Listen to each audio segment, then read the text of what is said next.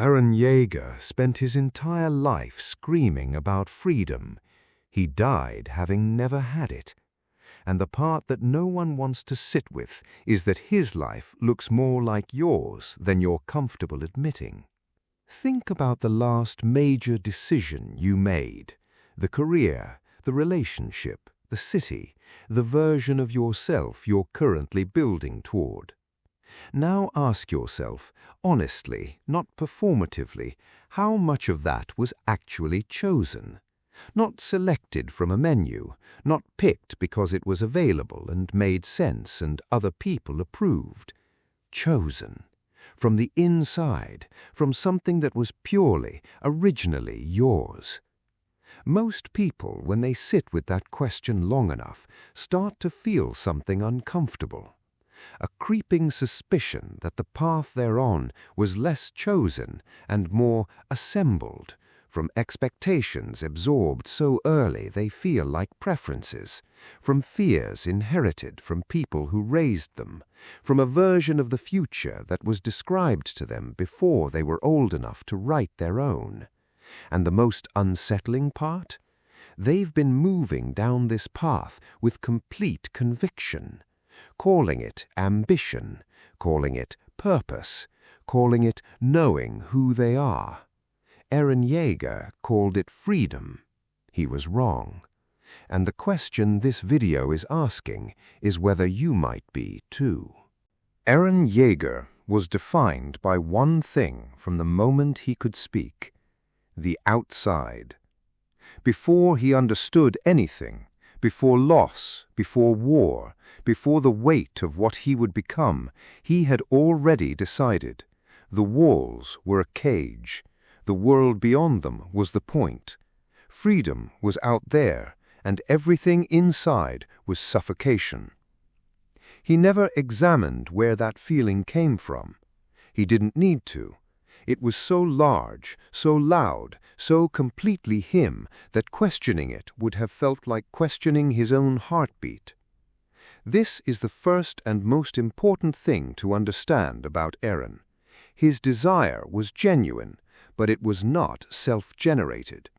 It was installed by a world that put walls around him before he was born, by a father who carried secrets that rewrote the meaning of his son's life, by a story that had already been written, waiting for him to arrive at each page and believe he was turning it himself. Eren's internal logic was airtight. I was born into chains, therefore I must break them. Therefore everything I do in service of that is justified. Therefore I am the one who chooses. But the chains were never just the walls. The deepest chains were the ones he never saw, the ones that looked exactly like his own convictions. Watch how it compounds. Eren sees the world beyond the walls as the answer, so every sacrifice is justified by that answer. Every loss, every cruelty, every slow moral descent, all of it filed under necessary, all of it in service of the destination. And the destination keeps moving.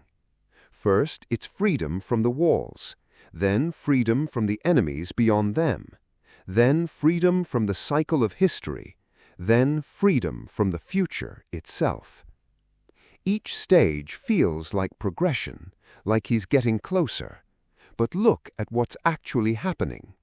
He is becoming less free with every step. The further Eren goes towards his vision of freedom, the more completely he is consumed by it. He stops being a person with a goal. He becomes the goal. The cause eats the person. And by the end, Eren is not choosing anything. He is executing. A plan he saw in a memory that hadn't happened yet, a future that was already fixed, a path he walked with the full, furious energy of someone who believes they're breaking chains while following the oldest chain of all, the one that says, this is who you are, this is what you must do, there was never another option. And the most devastating part of Eren's story is not the destruction he caused. It's the moment, quiet, brief, almost invisible, where he admits he didn't know if any of it was truly his choice. He kept going anyway, because by then, what else was there? Here is the human pattern underneath all of this. We confuse intensity with authorship. When we want something badly enough, when the desire is loud enough, consistent enough, when it has shaped years of our life, we assume it must be ours. We assume that something this present, this driving, this us, must have come from us. But desire has sources we didn't choose.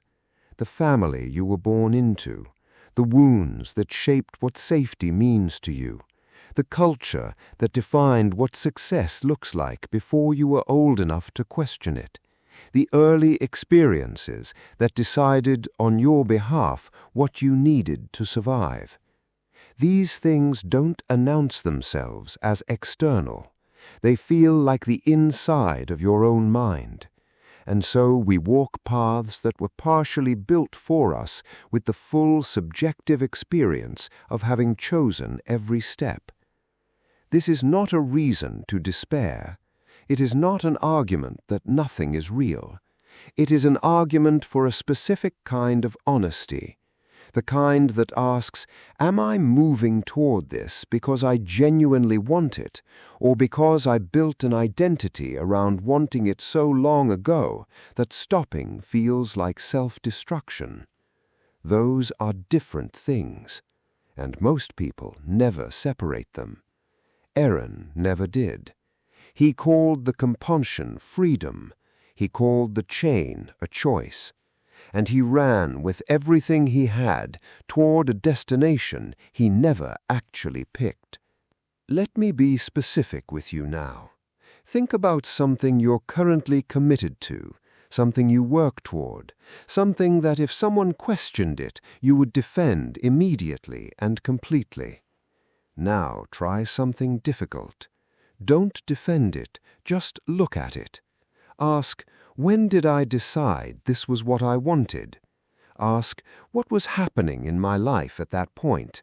What did I need? What did I fear?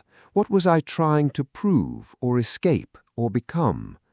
Ask, if I had made this decision at a completely different point in my life, different circumstances, different pain, different version of myself, would I have made the same one? Not to tear it down, not to abandon it, just to actually see it. Because here's what I think is true for a lot of people. There are things you're pursuing not because they're right for who you are now, but because abandoning them would mean admitting that a past version of you made a choice that you've spent years building a life around. And that feels too costly. So you keep going. Not from freedom, from momentum, and you call it conviction, because conviction sounds chosen. Eren looked at the rumbling he had already set in motion and said, I have no choice, which was the only honest thing he ever said. Ask yourself what you've already set in motion.